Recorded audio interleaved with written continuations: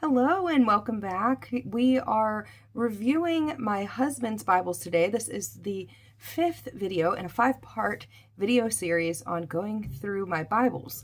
A husband and wife are one, so his Bibles are my Bibles. But anyway, we are going to review his Bibles and we are going to just walk through those. I don't have all of them. His pastoral Bible, the Bible he preaches out of, it is at church, so I don't have that one here. And then he has one that he uses for daily Bible reading where he highlights every chapter that we finish reading, and he uses that daily. I don't have that one with me. There might be a few more here and there, but I did review the ones that I could find and I could gather together for you. Enjoy my husband's Bibles as we go through, and they are completely different from mine. Can we talk for a minute about my strawberry plant? I'm obsessed with it, but unfortunately, it's like it keeps getting sad on me. Like, it'll perk up when I water it and put it outside, but I think we just have, we are not having the right weather right now where I'm at. We are getting cold weather and windy weather, and yeah, but I have this adorable strawberry on here already. And then there's these little baby ones. They're so cute. That's not what you're here for. But if you have strawberry knowledge, if you know how to take care of a strawberry plant, please tell me in the comments because I need help. I don't know what to do. It's my first one and I want to put it in the ground, but we have a lot of stray cats and dogs and wild animals that I just don't want to get into my strawberry plant. And so I'm trying to put it in like something else on my porch where I can have a little bit more control over what's like getting into it. But please, by all means, help a girl out with the strawberry plant. All right, here we go. All that to say, here is our Evidence Study Bible. Commentary is by Ray Comfort. Let's move our girl out of the way. This Bible, like I said, I could do a more in-depth study on this if you would like. But common questions and objections, and that's, common questions and objections about God, about Jesus, about hypocrisy, religion, evolution, why Christianity, okay? So solving life's most important question, and then it walks you through that. So it's basically like giving an answer, giving the gospel. Then we have inside of the Bible, we have these questions and objections. So it's really cool because it goes along with the scriptures, but like, how long is a day? That's a question that we ask, right? So this is the answer that Tony Mortensen in Answers in Genesis gives. So there are other people that are commentating this as well. And it's just really cool because they're like pretty much on every page. And then we have like charts and graphs, of course. And then also I forgot that there's like commentary down here for like study notes and stuff. You have like pictures. This one's Can Christians Believe in Evolution? See Isaiah 40:28. And so Ray will walk you through why that's illogical and doesn't make sense, according to the Bible. And then we have persecution in the book of Acts, and it goes and walks you through things like that. I'm trying to find anything like cool, different. Let's see what okay, so here's Exodus, and there are no notes, like context notes at the beginning. So just keep that in mind. But this is a nice one to have. This wouldn't be my like everyday reader personally, but it is really nice to have, especially if you're like writing a sermon or if you're in apologetics or into apologetics, evangelizing, things like that, witnessing to others. This is a great book to have. It's a good way to equip yourself. There's some quotes in here from different people. That one's from A.W. Tozer. It's a good Bible. I don't know that there's anything beyond like what I just said. There's a Bible reading plan, index. That looks like it's it. It says there are over 200 questions, like why is there suffering? How could a loving God send people to hell? What about those who never hear of Jesus? These are some really common questions. Working on a prayer line, I can tell you that these are like the most common questions that we get and objections. So those are good to know how to answer. It's very difficult to answer those things, especially for people who are in the midst of hurting. But, you can see Ray's perspective on that, which is helpful. I'm not saying that that's the only answer necessarily, but it's nice to see our brothers and sisters, like how they navigate those hard questions, especially pastors, people in ministry. There's 24 articles on evolution and that prepare you to refute the theory of evolution. Dozens of articles on other religions to help you understand and address the beliefs of Mormons, Hindus, Muslims, Jehovah's Witnesses, cults, etc. So to help you understand so that you can refute it. And then hundreds of inspiring quotes from renowned Christian leaders, practical tips on defending your faith, will greatly encourage and equip you. This is basically evidence to defend our faith. So if you know of Ray Comfort's ministry, Living Waters Ministry, they have a great ministry where they go out and they evangelize, mostly in California at, what is the beach called? Orange County? Something beach? I don't remember, but they go out and they will evangelize people and talk to them and all of that. And it's a really cool ministry. And so if you're interested in apologetics, evangelism, witnessing, missionary stuff, maybe that's a good Bible for you.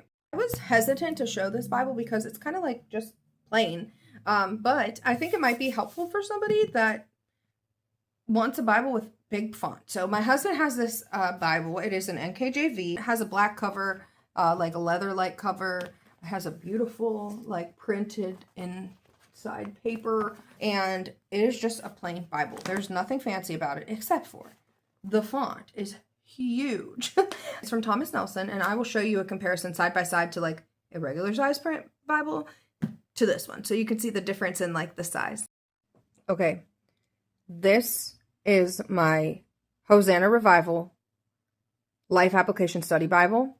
This is the large, extra large print NKJV. So if you have bad eyes, or if you know somebody that has bad eyes, this might be a really good Bible for them.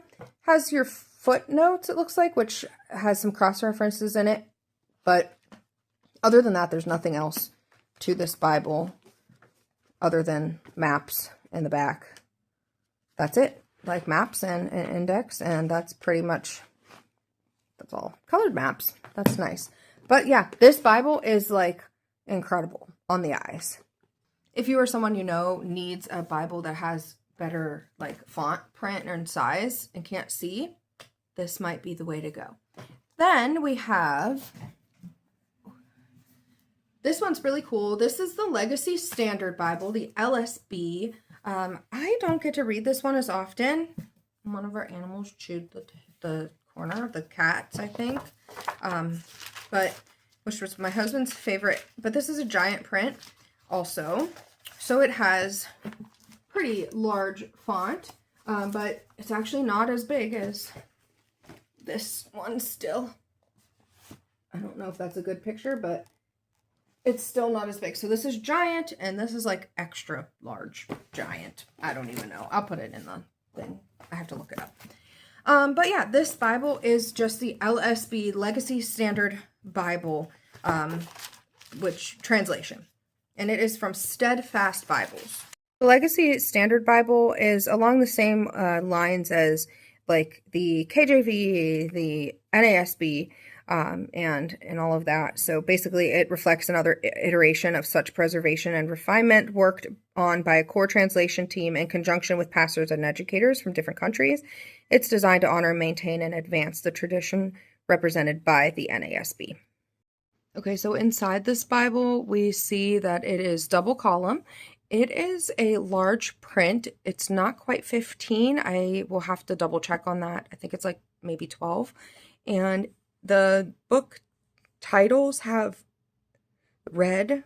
The page numbers red. Jesus's words aren't in red, which is strange. Like, I feel like that should be a thing when everything else is red. But I'm not the one that chose this layout, so that would be something that I would prefer. And then this one has references. It has a gold ribbon here. I'm sorry, let me see. It has a gold ribbon. And then, yeah, that's about it. There's like a concordance in the back and maps, colored maps.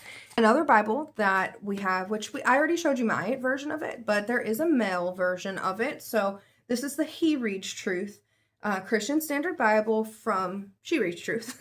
But it's He Reads Truth, so it's for men. They have a lot of different versions. I don't know. I asked my son to give me all of his Bibles, and he didn't give me this one, so there's he has a beautiful black leather-like cover, and it's so pretty. My husband has the hardcover in gray. I have another hardcover over there that's brand new to give away. But this one is to give away to our congregation for any needs or anything like that. Anybody that doesn't have a Bible. But we love the CSB. This is what my husband preaches out of. So I'm not going to take too much time to go through it, but I want to note that it is different than the She Reads Truth Bible. The He Reads Truth is different. They have different things in them. And I am actually kind of in love with the He Reads Truth Bible and might just get myself one because they have different stuff that the She Reads Truth just doesn't have.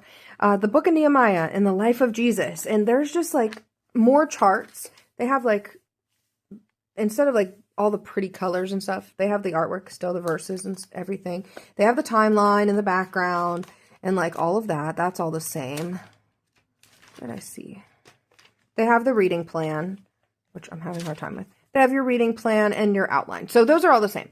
Where She Reads Truth has more devotional stuff, He Reads Truth has more of this timeline or graphical stuff. Is that a word? More graphics and things like that. So I kind of prefer the educational aspect of it a little bit more than the application aspect of the She Reads Truth, if that makes sense. So I feel like you could have both and you're going to get different stuff out of both of them. I'm trying to find, here we have a timeline of the minor prophets in history. Isn't that cool? She Reads Truth doesn't have this in their Bible. Because they put devotions. So yeah, the men's Bible has a lot more cool things. For me, anyway. I really like it. I enjoy it. I like to look at my husband's. We have key verses. In the back, we have key verses in each, in the Pentateuch and historical books and the wisdom and poetry books. And then we have a Year in the Bible reading plan. And I think that's it for the back. Yeah, charts and weights and measures and stuff. And that is the He Reads Truth Bible. It's really nice, actually. You also have rooms for taking notes, which is very nice as well. It's pretty, 3 fingers there. Pretty large Bible. Very nice. Very thick. It's thicker than my She Reads Truth, which is upstairs, so I can't do a comparison right now. But it is thicker, so that's interesting too. You have your 2 ribbons here, and that is that. This is another one of my husband's Bibles that I just got him. Now, they have a different version too, but I figured that he would probably really appreciate some of these translations a little bit more than the other one because the other one had the message in it. So we don't use the message in our home and in our studying. So yeah, what am I trying to say? Oh, this is a parallel Bible, NIV, KJV, NASB 95, and the Amplified 2015. So this one gives you 4 different Bibles all in one. It's a pretty thick girl. I will show you what it looks like without this sleeve cover thing on. It is just plain brown, hardcover. That's how it came. They might have leather ones. I'm not 100% sure. But it is called the Parallel Bible. And you can get it right on Amazon. It comes from Zondervan. And I'll show you how it works here because here we go. This is perfect. This one is really cool. So we have, this is a translation, the NIV, the KJV, the NASB, and the Amplified. And you get them all on the same page, so you can compare them all, right here at the same time. This is so cool, and I hope they come out with more of these because I would love to see it, with different translations. But yeah, that is the main part of this Bible. This is what this Bible is for. It is for comparing translations.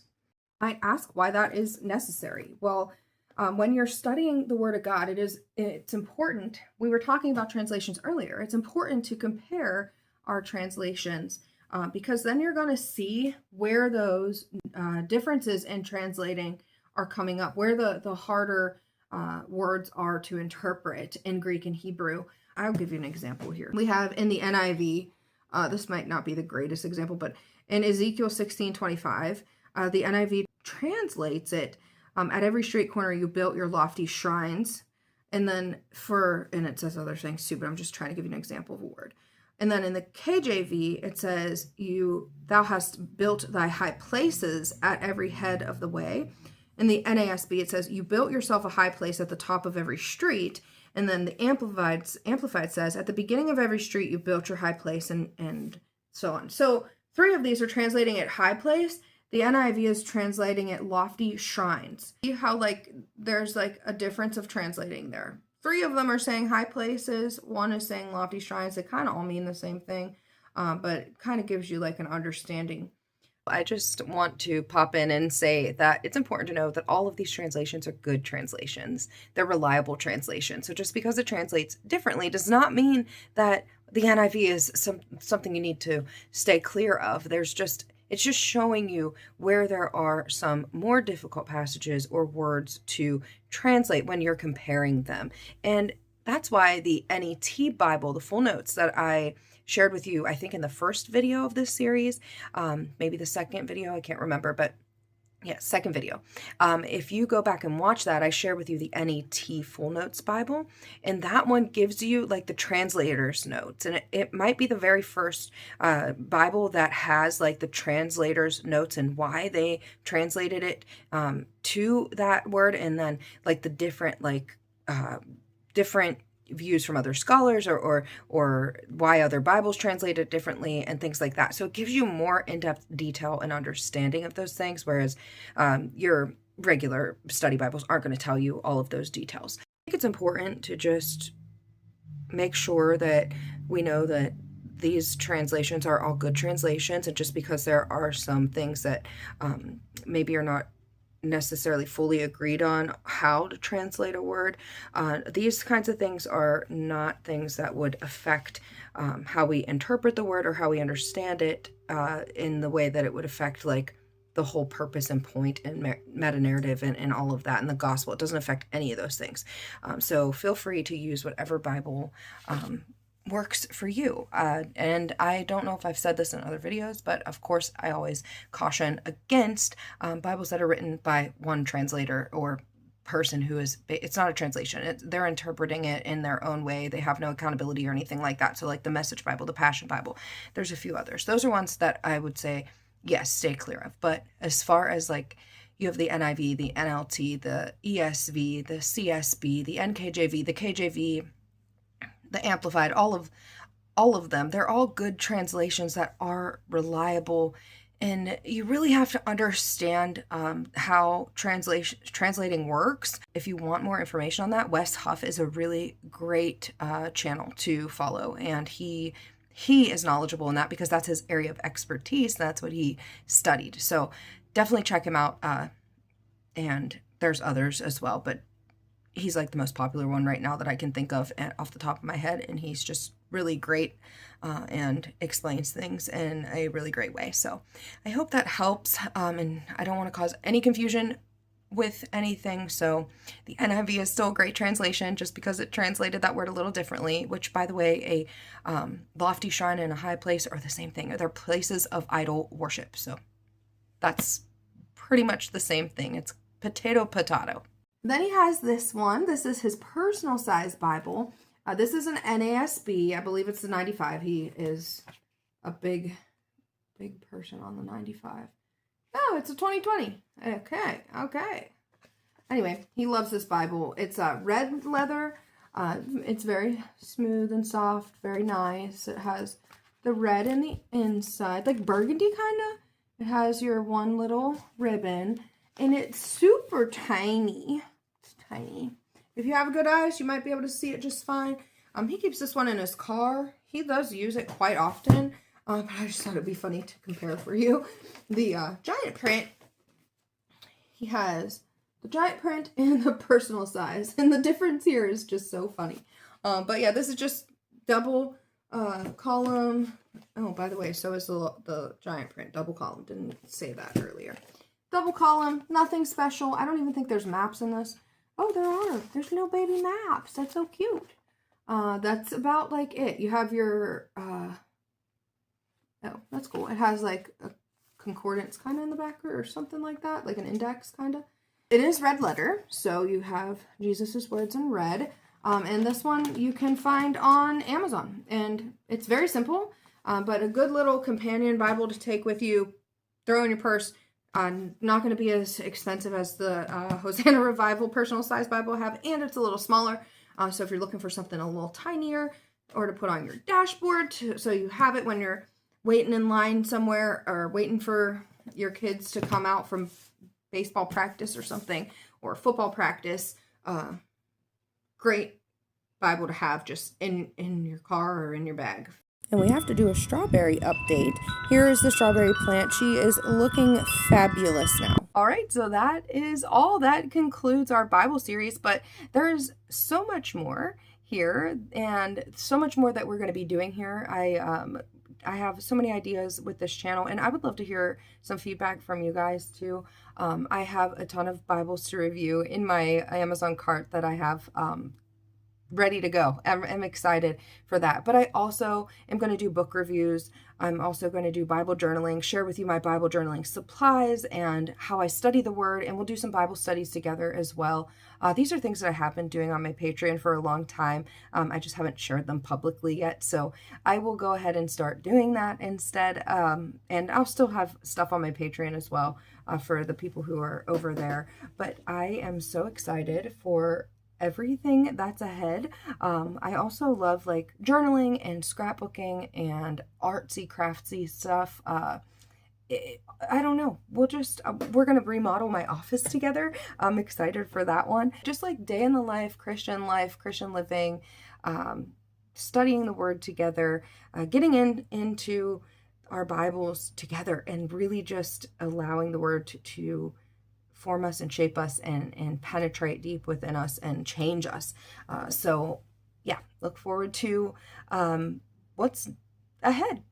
Some stuff recorded and ready to go. Anyway, I had a question about how I take notes in my Bible, and I absolutely love sharing that and would be happy to. We can even do walkthrough of my notes. You let me know what you want to do, and I'm excited to dig in. Right now, in my seminary courses, we are in Acts and the Pauline epistles and Revelation and, well, eschatology. So if you guys are interested in doing, I'll probably be sharing some of all of that too. So I'm really excited. Thank you for being here, and I hope you have a wonderful and a blessed weekend, Memorial Day. God bless you guys.